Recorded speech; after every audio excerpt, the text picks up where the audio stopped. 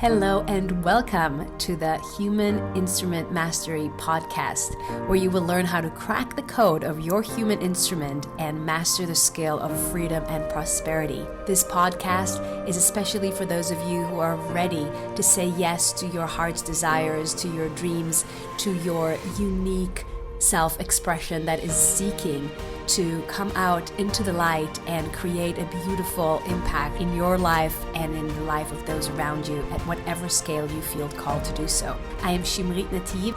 I am a mindset expert and a success and freedom mentor. I am a mom, I am a wife, I am a dog lover, and I'm a lover of life.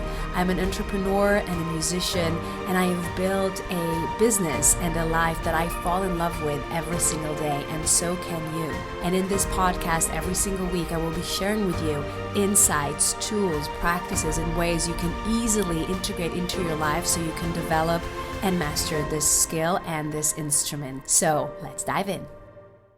It feels good to be back here. I didn't plan to take a few months off from the podcast, but I also didn't resist it. There are seasons where you speak outwardly, and there are seasons where everything reorganizes internally.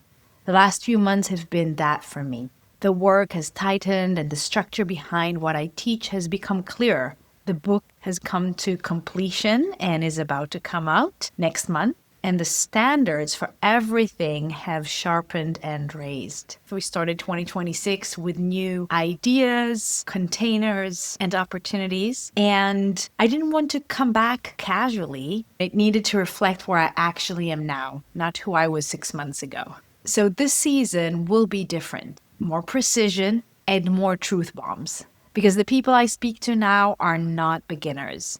You're not trying to figure out whether you're capable. You already are. You're building something. You carry responsibility. You've created momentum. And from the outside, it works.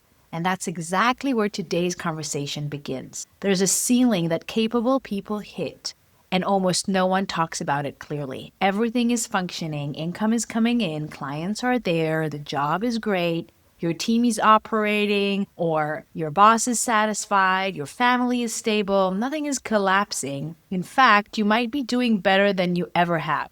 And yet, something has shifted internally. And it might be subtle.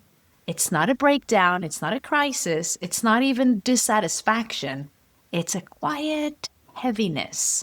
Success was supposed to feel like expansion, like space and relief and freedom. But at a certain level, it can start to feel dense. More decisions, more people depending on you, more weight in every move. And because you are competent, you adapt. You manage better, you optimize, you refine, you hold more. And externally, it continues to work. But internally, it stops feeling like freedom. That's the part most people never articulate because nothing is wrong. And when nothing is wrong, it's hard to justify change. So you assume the solution must be strategy. Maybe I need better systems. Maybe I need to scale differently. Maybe I need to delegate more. Maybe I need to restructure my offers. Maybe I need to push through this phase. Maybe I just need a vacation. Look, strategy has its place, but at a certain stage, growth stops responding to effort. It starts responding to capacity. And those are not the same thing. Effort is what you do. Capacity is what you can hold without distortion. When ambition expands faster than internal capacity, you compensate, you overmanage, you overdecide, you monitor everything, you become the stabilizer on the entire ecosystem. And because you're capable, it works, but it costs you. It costs you space in your nervous system, it costs you mental clarity, it costs you the clean authority that used to feel natural. It costs you your creativity. And if you're honest, you can feel it. This isn't about whether you want success badly enough. It isn't about discipline. It isn't about worth ethic. It's about whether your internal configuration matches the level you're trying to operate at. There is another version of this, and it's quieter. You've evolved. Your standards are different now. Your truth is different now. Your vision has matured, but your structure hasn't reorganized around who you've become. So you're living something that technically works, but no longer fully represents you. Again, nothing dramatic, no fires, no collapse, just a subtle misalignment. Most people respond to that by changing something external: new strategy, new positioning, new environment, new job, new goals. But if the instrument itself hasn't recalibrated, you recreate the same ceiling in a new form. You change the context, but the internal range stays the same. That's why some people keep pivoting but never actually feel freer. They upgrade the environment, they don't upgrade the instrument. This is why the human instrument mastery exists. Not as motivation, not as inspiration, not as a surface level development. It is structural. It's about increasing internal range, your ability to hold responsibility without overcompensating, your ability to expand without destabilizing your system, your ability to lead without carrying everyone emotionally, your ability to build something significant without it costing you yourself. And at a certain level, the next expansion you want requires a different internal architecture.